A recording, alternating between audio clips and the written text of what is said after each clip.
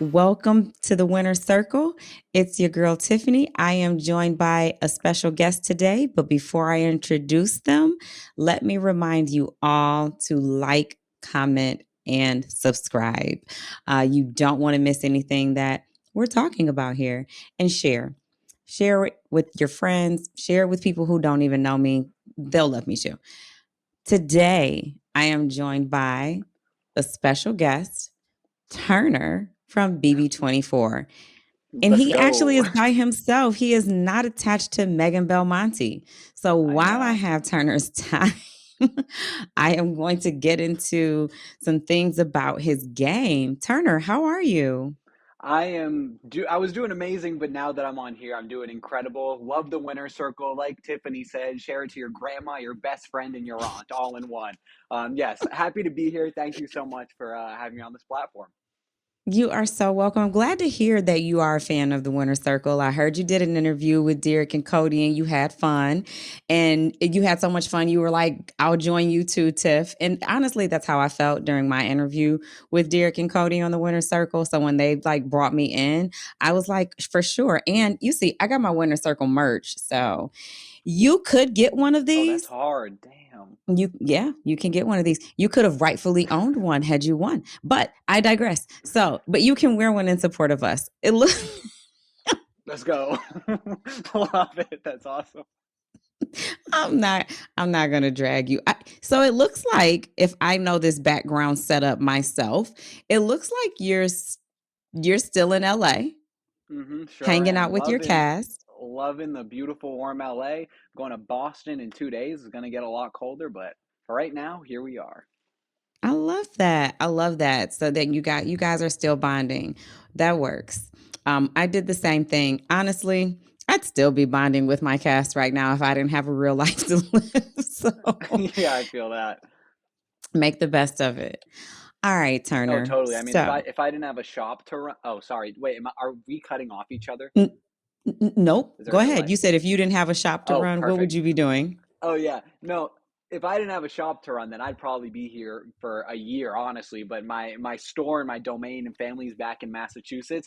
So the reality of being in this beautiful place with the hot sun is going to end soon. But I love every minute I'm spending with my cast right now. I think the last ones here are Joseph, Taylor, Pooch, and Monty. But even that group in and of itself, we love them all. Dang, that's dope. Tell me if you figure out how to I do run my business when I'm away from home. My family, shout out to my family, my sister in law for running my business for me when I'm not home. But if you find a way, Turner, for us to relocate our businesses successfully to the LA area, I'm so down. Just Oh, so hell yes, dude. What is your business? That's so dope. so I have a mobile healthcare business. I was a phlebotomist for years. Everybody loved me. I had this great personality where all of my patients would always come to me, no matter what office I moved to. And I was like, hey, will they really do? If they really like me enough, what if I tell them I will come to their homes directly? Will they pay me like cash money? Because I ain't accepting no Let's insurance. go. And honestly, 10 years ago, I started doing that. I'm still doing that. It's grown. I've serviced NFL players. My business. I need to. Hey, my business has serviced NFL players, NHL. I've gotten contracts that are so crazy that I wouldn't even know how I did it if somebody asked me. But yeah, so that's what I do aside from like I jumped into the reality TV thing with Big Brother, and then I still had a real business to run, and people work for me. I have employees, like they rely on my business, so I can't just leave. Like I'm not just self-employed, and there's a difference to me. Like self-employed is like working for yourself, but entrepreneur is like you've got a whole business, and people actually work for you too. So that's where I am. Oh, hell yeah. I feel like, no, in the same light, I have employees as well. And at a certain point, I feel like I'm working for my employees rather than my Mhm. employees working for me, which is rewarding to have that, but also requires definitely a lot of time. But I wouldn't trade it for the world. It's crazy to think that someone else is depending on you to keep things going so that they can they can live. Like that's the scary part for me. As long as it was just me, I was scared. But now it's other people relying on me. I'm terrified. Dude, I feel that in itself. And I mean, I don't have kids, but I do have two cats that rely on me. So I got to get back to them too. Not your cat's just waiting at home for turn daddy. So Dude, I know. so I did get the chance to meet you in LA and Megan, and it was really cool. And I know we probably seem a little familiar to people, and that's because Turner and I have met already. And I mean, on the show, I think you were pretty much yourself. But maybe there's some of you that we don't know.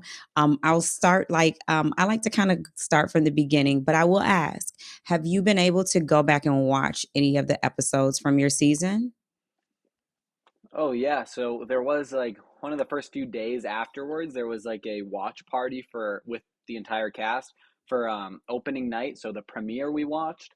And then I know Taylor Joseph and I think it was, or Taylor Pooch and I watched the double eviction and then three episodes after that. And then we also watched the finale. So I've watched like a handful of episodes, but I definitely am, and then obviously all the Twitter clips that I get all the time of like memes and whatnot. But I'll definitely watch the rest of it once I get home. I'm very excited to do so. But I've probably seen like 6 or 7 episodes. That's a lot. Okay. So Yeah. I didn't start off with this, but I do want to congratulate you for making it to the final 3. That's not an easy feat. It's a challenge just to get to jury. Each Hmm. week is a challenge, but yet and still you got to the final 3. So let's talk about what led you to get there. Week 1, I don't know, there's not really much going on. But then week is it week 3 you win your Yeah. HOH? Okay. Yep. So That was when week I won 3. Get Lit. Okay. Something that you would Yep. win. Yeah. Facts. So you win your HOH and you honestly were kind of close. Didn't you come close in the first HOH? The very, very first HOH that we had in the Yeah. season? You That came one. close? I won like the jewelry stand. So then that was one of Yeah. the three like preliminary rounds. And then I was close on the I forget what it was, but like the main stage where I had to build a puzzle. But I Yes, will say put the drum. Daniel Mhm. absolutely, yeah, he absolutely smoked me in that one. But yeah, I was close in and of itself to that. I was like, okay, he knows his stuff. Were you already a Big Brother fan? Like, what's your BB history? Oh, totally. So I actually heard about Big Brother through Megan, who of course is not with me right now. But Now we I have remember to one call her time we name were in correctly. college. Megan Megan Belmonte. Belmonte. Yes. So we were both in college at the time, funny enough, and from Big Brother 19, Kevin, he lived in the same town as my college, and we saw him riding down the road, and Megan yelled out the window, "Hi, Kevin!" And I was like, "Who's Kevin?" And then that dived into her telling me about Big Brother, funny enough. And so then I we went home, and that was when BB 21 was airing or something like that. And so she showed me Big Brother 21. I got really into it. She told me that I should apply because she thought I'd be good at it. And then I watched from 21, 23, and then I back cataloged to 18, and that's kind of my 6 seasons, I think that might be. But yeah, no, and then I was actually up until the top 25 for your season, but then didn't make it. So then I made it to 24. Okay. When you came into 24, I don't know what the hell would have happened. You'd have been on 23, but I think everything happens for a reason. So, Exactly. so, um, did you have a specific player who you wanted to play like? Or were you just like, I'm going to go Yeah. in this game and I'm going to play my best me? Yeah, totally. So my best or my favorite. Yo, what up? My favorite Big Brother players are Tyler Crispin and Paul. So I mean, I think a little bit of how good they were socially kind of inspired a lot of my gameplay. Granted, I think I could have been a lot better, but I think some of my lack of great jury management might have came from how much I liked both of them. But yeah, no, love both of them, and that's who I wanted to ideally play like. But I think I definitely swayed off the beaten path a little bit through the season. Okay. Okay. Couple of things I was going to say. I saw that you met Paul just recently. Hmm.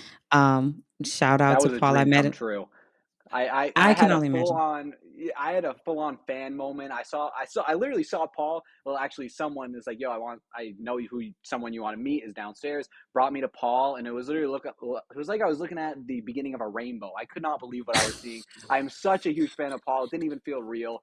And then yeah, we just hung out for a little bit, and that whole time I was like, "Oh my god, I'm hanging out with Paul." It was crazy, but I love that guy. He's so cool.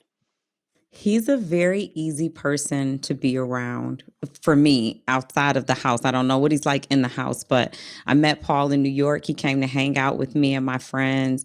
It was so cool. He's a really cool. He was a really cool guy. So I'm glad that you're getting to meet some of your BB alum that you look out to. That's pretty cool. Um, all Oh right. hell yeah. So you you're in the house. A couple of people who you are close to are leaving the game fairly early. The one girl who Oh yeah. self-evicted, she's gone. Then Pooch is gone.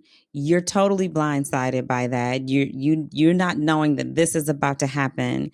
So when you won that HOH or during that HOH, did you feel like your game was on the line and you had to win that HOH? Oh yeah, because of how close I was with Pooch. Like losing Pooch that early in the game, for me at least, was such an L because we were so tight. That was like my best friend in the house. So then obviously people knew how close we were, and I was just going to be an easy target the next week. And I talked to Amira. She's like, "Yeah, you probably were on your way out the following week." Granted, I think the Festy Bestie duo might have like realigned that because I was with Jasmine, who was all of the girls' best friend. So I'm not sure if because I was paired with her, they wouldn't want her on the block, but either way, if I didn't win HOH, I don't think the leftovers probably would have formed because it would have been still like Pose Pack or the other Hmm. alliances I was left out of. So definitely, I knew that whole time. Like my big brother life was on the line in that instance, and so I was like shaking. I was freaking out that whole thing. But I mean, divine intervention. Somehow I came clutch and won that, and it was very poetic because it was like me and Amira were the last ones, and so I think if I won, I was taking out Amira, and if Amira won, she was taking me out. So I think Mm. I haven't watched it, but I'm very excited to because I feel like that must have been a pretty tense moment. Okay. So week 3 is like the most critical week of the season. Um, and so Hmm. you've got the pound. You're in the pound, which came from the Oasis, but then Pooch left. And so now you guys got the pound. It's your HOH, and it looked like the leftovers was forming around you and you were in agreement with it. But how were you feeling? What were your thoughts around the pound forming the leftovers? Yeah, I mean, as far as so the Oasis started, and it seems like now talking to the other house guests, me and Pooch were the only ones who were like ride or die for the Oasis because everyone else had alliances, and this was my one and only alliance. And so then I was actually worried when Pooch left because I felt like I was closest with Pooch, and when the pound started, which was me, Kyle, Monty, and Joseph, they were all kind of like one step removed from how close I was with Pooch. Like I didn't have that relationship with anyone else, so I was concerned when he left that I was like, all right, now I need to somehow bridge this gap and make other better relationships because I felt like I put a lot of my eggs in that basket. So Mhm. then, I mean, I feel like when they were all explaining and Joseph was talking about how we need to target Amira and we were talking about the pound, honestly, I feel like somehow that all came to me. It's not like I think I formulated the Oasis. I'm not sure how it was shown, but I would die Mhm. on that hill. I think I really started that. But Okay. I can't honestly take credit for being the sole proprietor of the pound starting. I feel like that was like luck of the draw, and good thing I won Felt like HOH. it I kind don't of think that would have felt happened like you were in the right otherwise. place at the right time. Yeah, exactly. Yeah. Question. Do you feel Hmm. that you would have been part of the leftovers had you not been HOH that week? I think. Oh, I honestly, I wonder if the leftovers would have started, or people would have put their eggs in the pose pack basket, or if Mm. people would have whatever other alliances were there. Because I think my HOH and me not being in a formed alliance and the pound forming because of that was what started the leftovers. And honestly, I don't think that that would have happened had I not won that HOH. Now, I could be wrong. I haven't exactly watched it. Maybe this was in formulation and I didn't even know before. But I really do think if I was an HOH, there wouldn't have been a leftovers because I don't think there would have been a pound. Okay. Well, do you remember in Direfest telling Joseph that you felt that you were only part of the leftovers because you happened to be HOH that week, or was that just game? Um, It's funny. I'm sure you know that like sometimes when you're quoted and that was like a random sentence you said like a month and a half ago. Yeah, I don't even remember saying that honestly, but I'm sure fair. if I I'm sure if I did say that, like I don't know, because Direfest was such a mess in and of itself. I could have been talking game or just saying a bunch of shit, or honestly, that could have been how I really was feeling. I wish I remembered truly. So let's get into Direfest. I Oh, was let's watching do it. Direfest on the live feeds, and Hmm. I saw Kyle start with Alyssa. I saw Kyle go over here to Terrence. You're chilling. You are always chilling, mega bussin' chilling. Yeah, that's a Okay. fact. You're chilling, Joseph's sleeping, and Kyle is over here revealing the leftovers to Terrence. Yeah. What are your thoughts when you find this out, and how do you readjust your game? What are you thinking?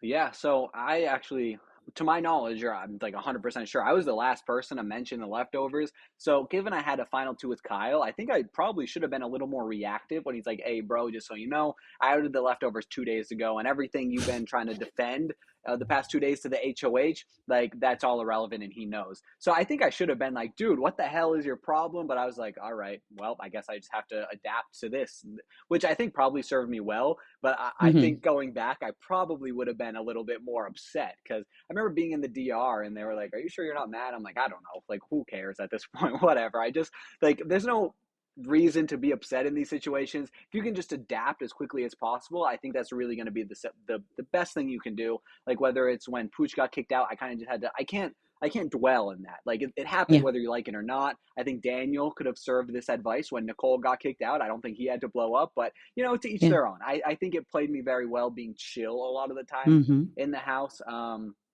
Oh my god, I feel like I'm in a messy DR. What was the question again?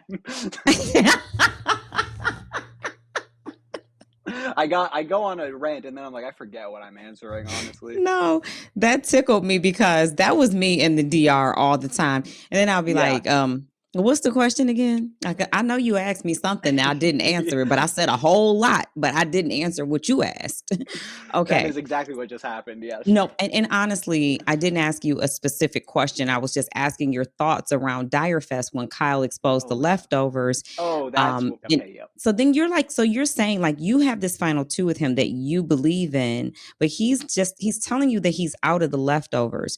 And so are you still like this is my final two, or are you thinking he's got something with Terrence now, or he's trying to protect Alyssa and I thought I was his final two, but I might be his final three, and I might be his final four. I think literally every single time I was in a final two, up until I learned about the whole entire Kyle mishap, because obviously this was before that. I had no idea about Kyle's true intentions, but I think I was really like heavily ride or die to every single person I had a final two for, whether it was Yeah. Pooch, whether it was to Kyle up until that ended, or whether it was to Monty. I would have literally probably risked my game just for these people. And so when I Yeah. heard that Kyle outed us, I was like, all right, well, at the end of the day, I do have a final two with him, and I think I took that way more seriously than he took our Yeah. final two. Because just days later, he outed our final two to the house in the most irrelevant way possible. Granted, that was over from the minute I learned about Kyle's true intentions, but still, I was like, all right, well, I don't know why you're throwing my game under the bus just because you messed up here. So that was chaotic, but yeah, when I found out that Kyle outed the entire leftovers, I was definitely just I don't know. At that point, I was like, whatever I need to do, my personal feelings aside, I'm pissed off, but I need to learn to adapt and just make a group with what I have. And I knew Joseph was going home that week anyway, because if it's Joseph and Joseph and Kyle on the block, and then he has Alyssa's vote no matter what, and Joseph is Terrence's target. Clearly, maybe I should have thrown a sympathy vote, but at the end of the day, that wasn't really the game I was playing where I'm throwing sympathy votes. I think a lot of people comment that I played a passive game, which, if that's how you feel, then very understandably, that's cool. And maybe I'm being too passive in and of itself right now. But whatever you think about my game is cool. And but yeah, I wasn't really. I was like, if you're going home anyway, why am I throwing a sympathy vote? Like, I just didn't see the Mhm. point. So yeah, It it's a hope for a jury vote. Like maybe that that person makes will be in sense. jury saying that this person voted for me. Okay, so you leave Direfest with the after party. But then you've got Michael, Brittany, Monty, so Taylor, Jasmine in the house in Big Brochella. You don't know who's left from Big Brochella, but you leave Direfest with the after party. You're saying you're adapting your game each step of the way. When you leave Direfest, are you now committed to the after party and you're just going to worry about whatever happens inside the house and when you get there? Or are you just working or making the after party think I'm cool with you, but when I get back in there, I know I've got Monty and Taylor, Michael, and Brittany from Leftovers, or is Leftovers a done deal?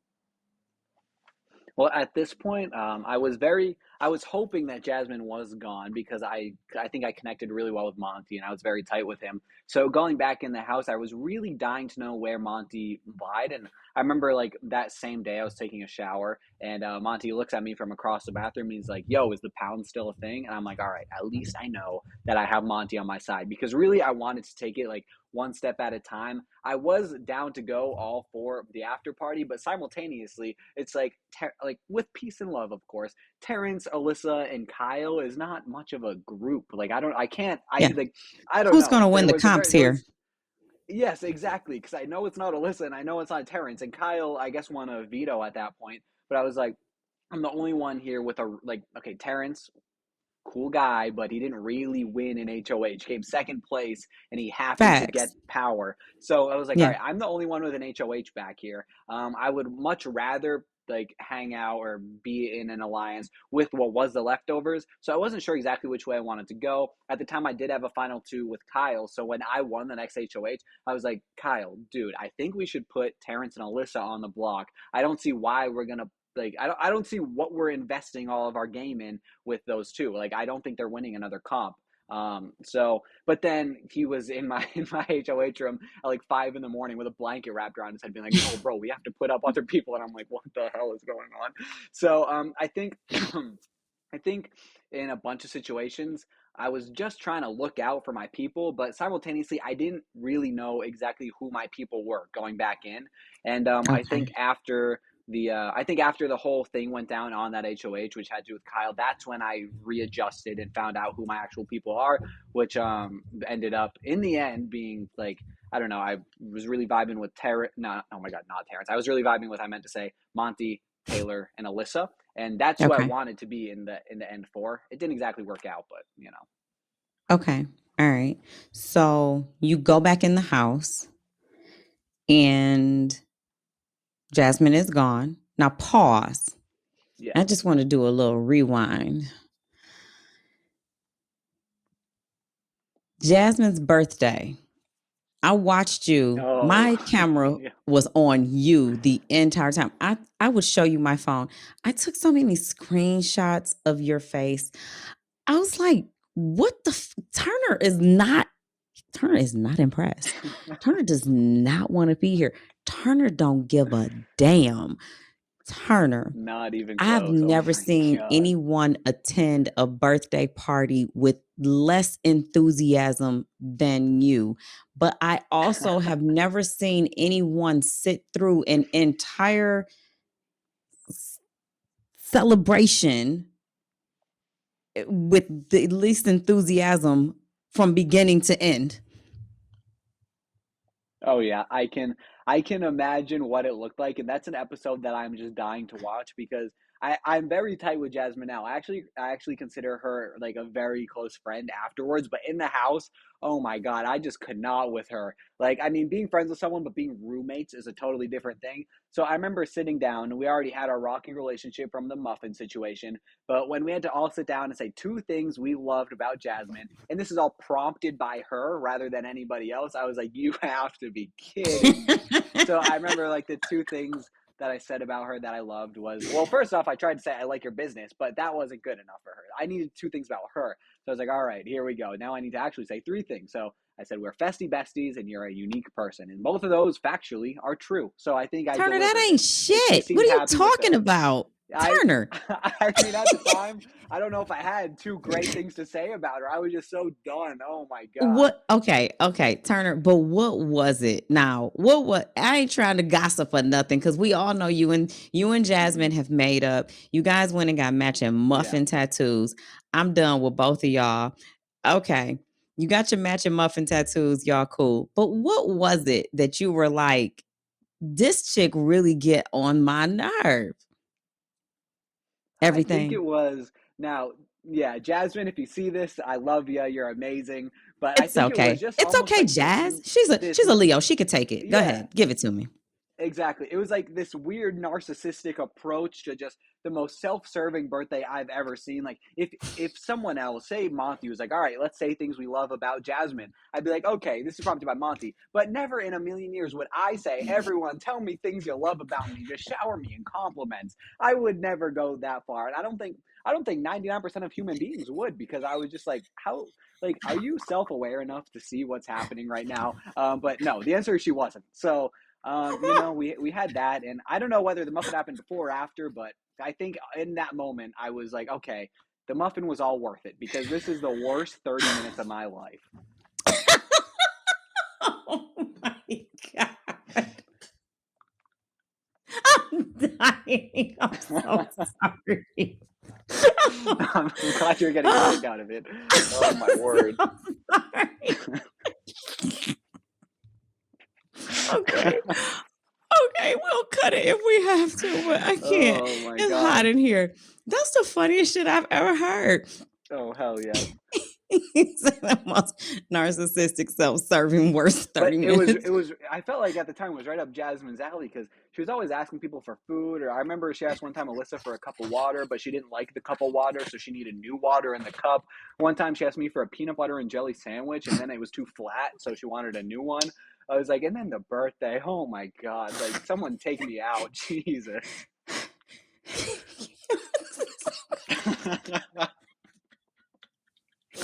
I'm That's so dying. chaotic. Okay. Okay. Who? I am so sorry.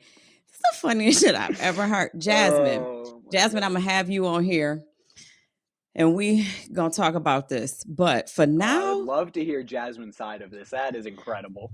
Jasmine's gonna say, it was my birthday. It was in the big brother house. I just wanted y'all to Oh tell yeah. me what y'all love about me. I don't see nothing wrong with that. Yep, I'm sure that will be it. But like, it's like, Jasmine, if might you want to take notes at other people's birthday? Like, think of Michael and Joseph's birthday as a rough draft for what a birthday should be like, because just the cake and just the lack of telling people what they love about them was perfect for a birthday. But that is not, of course, how Jasmine's was going to go. And even on, I never mind. Yeah, okay, Nope, that's nope. what Keep that's going. that. Keep going. Keep I was gonna going. say even on Joseph's birthday, Jasmine passed out. So I think no matter whose birthday, Jasmine wants the attention. So whatever. All right. I don't even know where to go from here. I Okay. don't know. I don't Okay. either. All right. So you go. So you go back. Oh. I'm so sorry. I got to get myself together.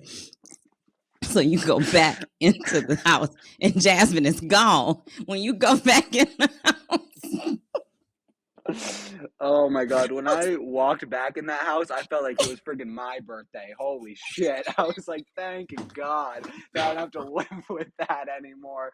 Oh my word. It was literally like a gift from production, if anything. I was like, thank you, whoever took her out of this game.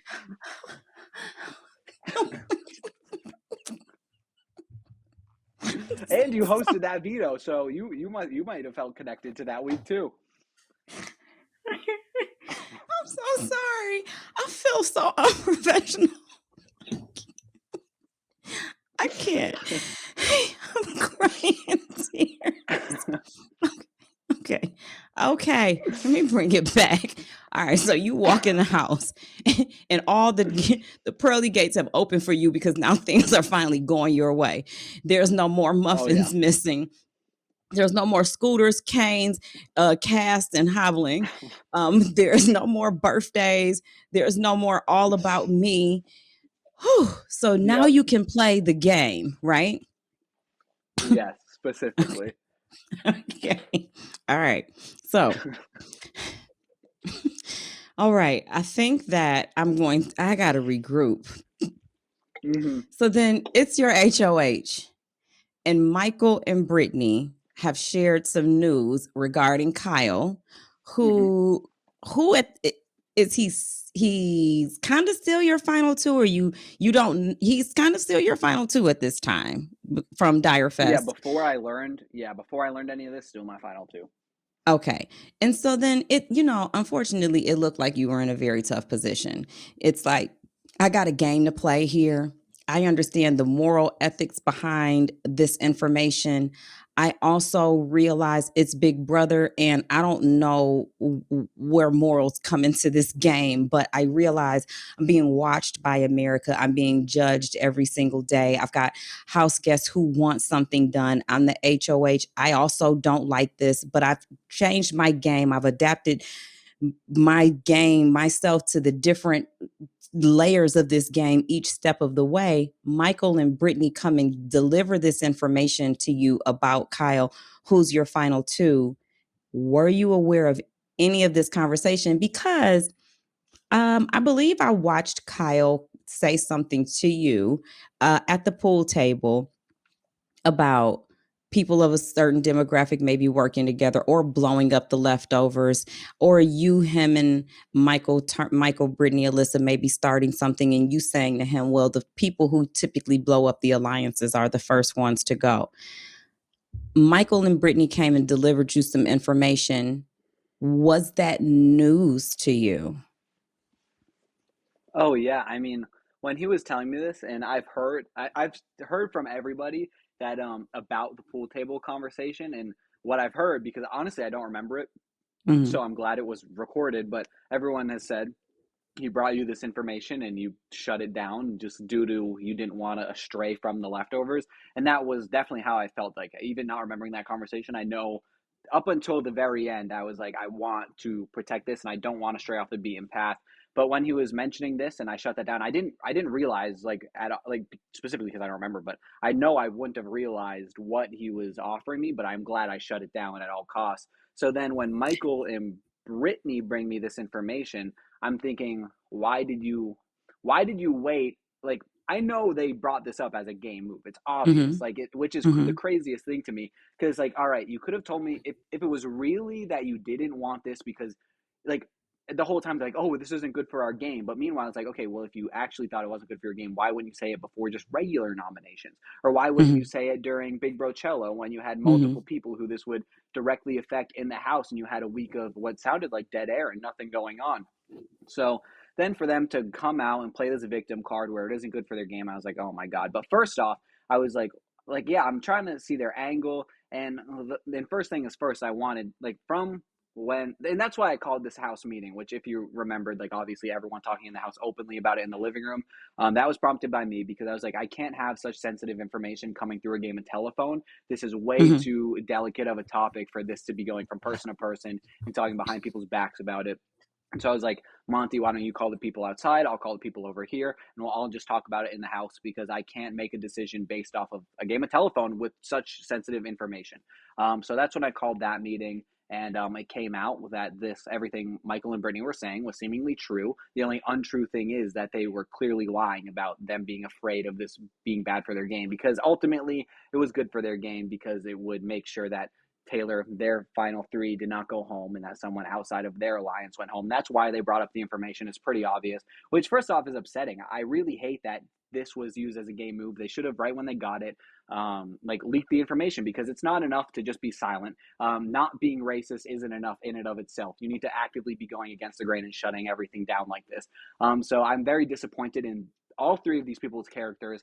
And I know for a fact, just like at the pool table when he was saying this stuff to me and I was shooting, like just shooting it down automatically, that's what you should be doing. You shouldn't be, and I've seen some clips of actually Cody reacting to Michael, kind of talking about how this could be good for game. It was something like that.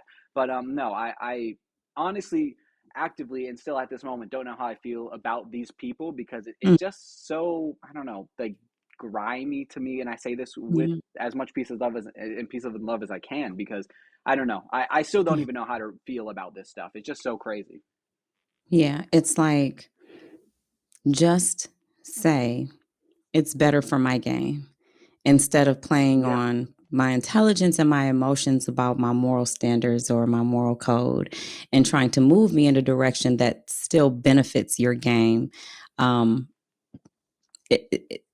I totally get the uncomfortability you have in knowing how much to trust, where and what the intent was, where their thoughts lied with that, what they were hoping to gain, because essentially it was a game move. Every single thing you do in the Big Brother house is a game move, period. Yeah. Oh, Because it absolutely. all impacts the And game. so It go. all impacts the game. Mhm. Yeah, and so going forward, like hearing this information, I knew what I had to do. Kyle has to go up, and not just, and obviously, as far as game goes, not good for my game. But as far as my moral ethics go, I need to put Kyle on the block, and I don't want this type of environment festering in the house. I think Big Brother stands for more than that. I stand for more than that, and CBS does, and everybody in the house does, ultimately. So I don't even think the excuse was, I think the excuse we heard was, "Oh, I'm sheltered. I don't know." And it's like, but at the end of the day, you grew up in Japan, you lived in Australia, you're a 30-year-old. Like, at a certain point, naivety isn't an excuse. Like the uh, like, here's a wise sounding quote I heard one time. Like, the excuse of youth is pretty old at a certain point, right? So Hmm. I don't know. I didn't love any of it, and still I don't know how to feel. It's crazy. So you nominated him. You knew you put him on the block. You weren't okay with the news that was surrounding Kyle, but you still were focused on having Taylor be evicted. Yes, and I'm actually glad you brought this up, because this was another thing where I had no idea where to land. Because then you had Terrence, a black man, saying, "Well, I want to give Kyle a platform going further, so we should keep Kyle." And then I'm like, okay, well, I don't now. I just don't even know what to do, because now it's like, all right, so I don't want this festering, but then I trust Terrence in this matter, but then you have him coming from the other side, and ultimately I was like, okay, now I feel like I feel like I don't have a say anymore. I don't even know, because like that is the most confusing. My head was like spinning at that point, because like, all right, well, if you come from this background and demographic being targeted, and you want him to be forgiven in the house, and that's a stance that other people are fine with taking, then I guess that's the stance, and that's okay. But like literally my brain is exploding even thinking about it. I still don't know what I would have done in this Yeah. situation. So I remember telling Terrence when he was proposing this, I was like, ultimately, I don't have a vote. You need to take it from here, because what you're pitching to me, if you want to keep Kyle, great. If you don't, great. Power's out of my hands. I can't even split a tiebreaker this week. And I So hope you people would have understand that, because that coming from both n- sides was so difficult. no, I as you say that, it's starting to make sense. Your target preferably would have been for Taylor to go. And hindsight being 2020, since she won, I can understand why your preference is for her to go. Okay. But then you've got Kyle, who has this controversial thought process surrounding him. You're connected to him. You no longer want to be connected to him.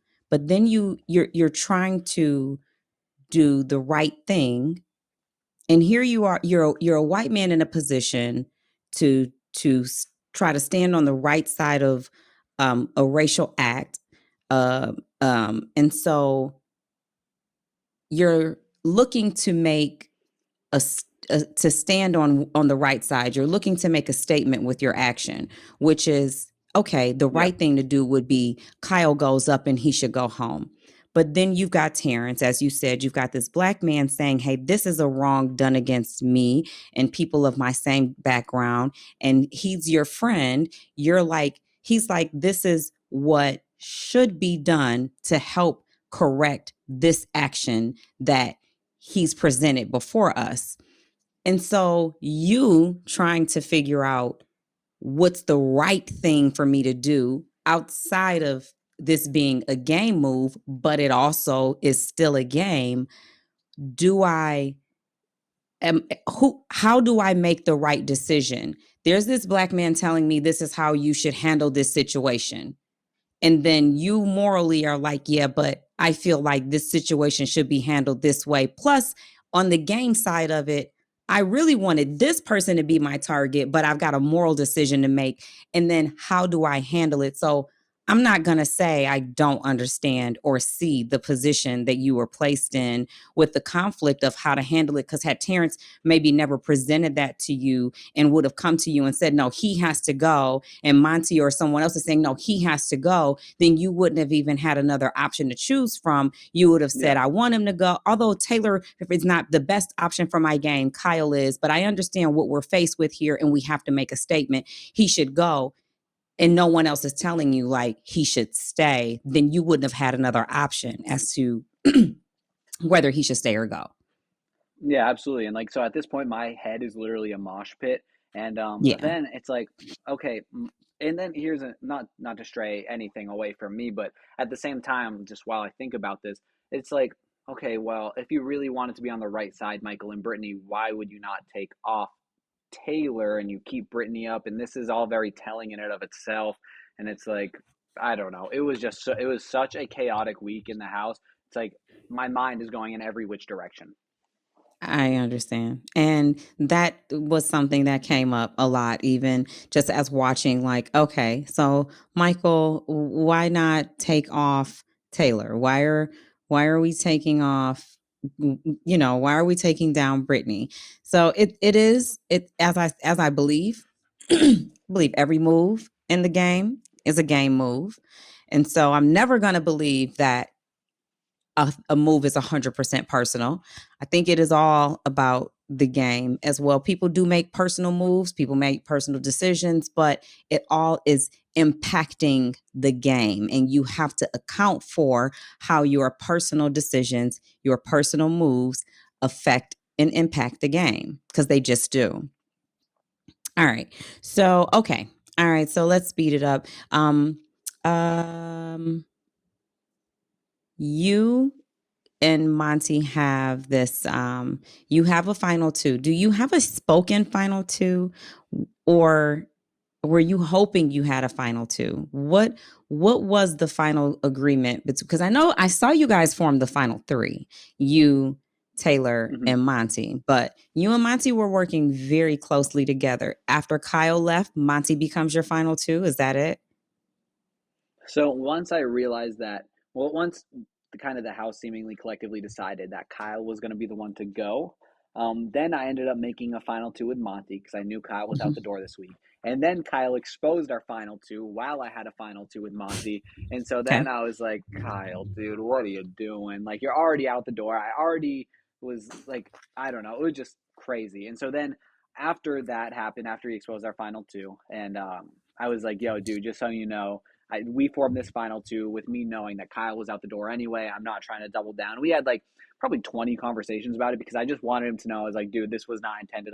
We wouldn't have formed a final two if I already had a final two that I knew was going to be a long lasting one. Mm-hmm. And so then that kind of stems into my like final question to Monty on the like final two stand when I was like, you Mm-hmm. made an expense that was at like you made a game move that was at my expense. Why should I vote for you? And then he was like, Mm-hmm. well, you did have a final two with Kyle and love Monty, but I was like, dude, I know that's just a filler answer. Like we both know that that is not the reason that there is any distrust between us. So we had a spoken final two for probably a month beforehand, and I would bring every single bit of information to Monty, and other than Monty's final two with Taylor, he would bring every single thing that happened in the house, that isn't at Taylor's expense, to me. So I was like, all right, he's bringing everything to me. I'm bringing everything to him. Ultimately, I trust Monty in the game, and maybe I was being a little bit naive, thinking that he, because a bunch of people told me, like, he has a final two with Taylor. And one time I asked, I was like, bro, just be honest. Do you have a final two with Taylor? And I got this energy that was like, bro, I don't think I have to explain myself. And I was like, oh shit, I don't want to mess Okay. up my final two by being Yeah. distrustful. So I can't keep asking Yeah. this. But yeah, we definitely had a spoken final two for about a month. So did you, when, if you ever did, think that he was not going to take you if he had the option to choose with to final two? Well, I honestly, even when it was like a commercial break and me and Taylor were sitting on the stand, and I was like, "Do you like what do you?" And Monty went to the DR to tell the DR what he was gonna do, I guess, or have a minute to think. I was like, "What do you think he's gonna do, Taylor?" And she was like, "I don't really know." And I was like, "Yeah, I don't know either." But after the show, we both talked, and I was like, "Did you actually know?" And she was like, "Yeah, I kind of thought he was gonna take me." And I was like, "Well, I also thought he was gonna take me. Honestly, I was just kind of like Wow. trying to play up that. I was like in my head asking Taylor, "Do you know what he's gonna do?" I was like, "Oh yeah, Monty's definitely taking me." Because ultimately, it would have been the better decision. I was like, "No one's beating Taylor. Like, I would have taken you, Monty, because I know we're not beating Taylor. Like, there's not a chance." But And why so didn't you in my tell speech, him that? Like, why didn't you play up her threat level to the point where he could? A couple of things I want to say about that. I do think that Monty, when he has his mind made up, he's got his mind made up and he's going to think the way he yeah, wants to think. So even had you gone to him and played up her threat level, I don't know that he would have believed you over his own thoughts because he definitely saw you as the yeah. bigger threat. But I don't remember you making him scared to sit next to her. Oh, I don't know if it was shown on feeds or whatnot. I'm sure it must have been on some feed, but I did tell him a bunch of times. Like I had these conversations with Taylor, and I was like, Taylor, I'm not beating you. And I was kind of open, like, Taylor, I probably am not going to take you to the end. And she was like, she who gave me the pitch, she was like, I would love it if you would take me to the end. And I was like, I mean, I'll keep you posted, but just so you know, I'm not beating you, Taylor, because everybody is going to vote for you in the jury house. And so I guess maybe I shouldn't have done that because then that made her double down on explaining to Monty why he needs to take her. And I did explain, if that makes any sense, but I did explain to Monty a bunch of times. I was like, dude, no one's beating Taylor. And honestly, I was open enough to be like, bro, I don't even think I'm beating you. And I'm definitely Mm-hmm. not beating Taylor. So that's why you should bring me in. In my ending speech, from what I remember, I was like, dude, no one wins this game with bad jury management. I have the worst jury management in like a decade. So I don't see why you wouldn't pick me. And I remember that being my end speech. But I was so sure that he would have understood that no one was beating Taylor that like I almost thought it was common sense. Like at a certain point, it's like, what do you not see? How do you think you're going to beat Taylor with the game that she's played, and everybody I know is going to be in jury. Like you have Joseph that's going to be vouching for her, and I kind of gave him a rundown of every single person on the block who's going to vote for Taylor, and I was like, it's probably going to be unanimous, and I might get Damn. one vote max. And so he didn't listen to me, like you said. I call him Grandpa Monty a lot for a reason. Oh, He also calls me Grandpa Turner because he thinks I'm set in my ways. But I know that once he has a thought, he's gonna go with that. And at least your so ways are honestly, kind I of thought it was making an obvious sense. choice. Yeah, right. But yeah, exactly. I thought it was an obvious choice, but and I assumed he would think it's an obvious choice. But if anything, I guess I made 10K from my third place, and I only missed out on 65K. But my boy definitely was the real blunder because he missed out on a bag. That's for sure. Damn. You came ready. What is that, Red I Bull? know. I Yeah. need some of that. Yes, dude. I got the Red Bull So and the needless water, the ultimate combo. needless to say, you were never taking Taylor if you had had the option. No, because one, I knew she was beating everybody on the stand, and I told Okay. her that, and I told Monty that. It was like it was so obvious to me. And two, I had a final two with Monty, and I was gonna, in any final two I had, I would no matter what, I was gonna stay true to that final two, no questions asked. So when you got on the stage and you had to solidify, you had to seal your vote for the winner. Why did you vote for Monty? Because all right, I get this all of the time, and this kind of stems to a lot of people calling me like a passive player. I just didn't want to go. I didn't want to be remembered as it was unanimous for Monty. and then be the one guy who didn't vote for Monty because he just kicked me out and be this bitter ass jury manager or jury member. So I was like, all right, I think Monty might have it based on the speeches I'm hearing. And then after talking with them, they're like, how did you not put these speeches together that this was going to be Taylor? And the whole time in commercial breaks, I was like, guys, who are you voting for? Please tell me. And they were like, they were like, we don't know if we can tell you. So sorry. And I was like, damn it. All right. I'm going to try to listen to the But speeches. And the only person that I knew, like from these speeches, had the vote was Joseph. I was like, all right, I know Joseph is going for Taylor. I think Taylor's going to win anyway. But some of these sound like Monty. And I don't want to be the bitter jury member. So I was like, I don't know. Whatever. I know but it's not a 5-4. So ultimately, who did you want to vote for? If there was only one vote that's and it was yours and that there was no one that's the else on that stage with you, no one else, it was up to you to crown the winner and no one else had a vote and you had to choose from the beginning of the game to the end of the game, which is the beginning of the game to the end of the speeches, and you have to choose, would your vote have stayed the same? That's a good question. Like honestly, that is how you are supposed to vote. But the thing was, Duh. all right, like the thing was, I was not a part of that round table, which they do all the facts, and I knew that. And I had about 3 minutes to cast my vote after being evicted from the house. And I was so sure I was going to be at the end. I was like, I don't even need to think about who I'm going to vote for because I'm sure if Monty has any common sense here, he's taking me. So I hadn't, I hadn't thought about what it would look like for me to be voting. I was rushed there, asked a question, told to vote. I was like, all right. And up until that point, I was like, do I go with the better story or do I go with the more comp wins? And I was like, ultimately, I don't think one vote is going to matter. I think it'll probably be unanimous either way, but I just like them both. I don't know. I was like, I Yeah. love both of them. At this point, who knows? My head is racing so fast about all of the context going on. I was like, I don't even care who wins. I like both of them. I'm out of the house. I just got evicted a minute ago. Whatever. I'm So with dead. peace and love, at that point, I was like, I don't care who wins. Peace and love. Turner, congratulations on making it to Final Three again. I hope if you do get to play again, you go with what Turner feels should happen and not Yes. anyone else. Just you. You made it Hell very yeah. far. So congratulations on that. I want to leave us with your final thoughts and then include how we can find you. Whatever you want people to know about you, whatever you want to leave us with, something no one may have asked you, but you'd like to get it off your chest. Leave us with your final thoughts and tell us where we can find you.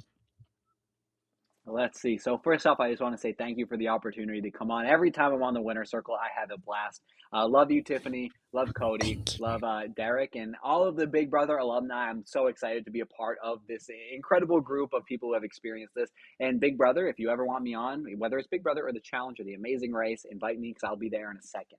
But Plug. definitely, let's see what. Yeah, right. Okay. Oh my God. Another time. Like, what am I being asked right now? Oh yeah. So you could find me on Instagram at Turner, Turnurr. The Rug Shack is my store in Bridgewater, Massachusetts. The Instagram for that is Rug Shack _, and that's a thrift store / art store in New England. So if you're in the area, check it out. But as far as anything else I want to get off of also Cameo. As of today, I'm on that. So that's just Turner on Cameo. But I don't know what else I want to get off my chest. I think this was an incredible season. I'm glad people seem to like it. And the overwhelming majority of feedback I'm getting online is love right now. So just thank you to everyone who was supporting. And yeah, I mean that's it from me. And just thank you so much for asking me to be back on this podcast. It means the world. You are so welcome, Turner. It was a blast for me. I don't know the last time I've laughed so hard. I will be connecting with you so you can tell me many more stories. I think the only person that gets me to laugh that hard is DX, and it's hard for me to find that much humor. But I appreciate it, or maybe I just liked laughing at Jasmine. But Jasmine, we'll get to that. We'll get to that. Yes. Oh, also one more um, shout out I want to yeah. give, if that's cool. So as you see, I'm wearing a hoodie I've never worn before. That's because all of my clothes are unwashed. And so, Todrick, I hope it's cool. I found a hoodie that I could afford if somehow I messed it up, right there in that closet. So sorry that I borrowed a hoodie, but I was like, all right, if somehow someone like sets me on fire, at least I can, with the money I have, replace this. And I didn't pick out a Gucci hoodie because I have zero way of affording that. But Todrick, I love you. So there you go. Turner, you can also get you one of these fabulous Winter Circle hoodies that you can afford to replace if anything happens to Oh, it. you already They're know I'm pretty. buying a Winter Circle hoodie, and everyone watching should do the exact same thing. Thank you. Thank you so much. You've been a phenomenal guest. You just really made my day today. You guys know you can find me here on the Winter Circle. You can follow me at Absolutely Gorgeous 100 on Instagram and Absolutely Tiff on Twitter. And thank you all for listening and for tuning in. Turner, it was great to have you. Much success for you. Have a phenomenal time. Live this out, ride the wave, have a great time. Shout out to Megan Belmonte. And Shout out to Megan Belmonte. Hell yes. I'll see you all next time. Bye.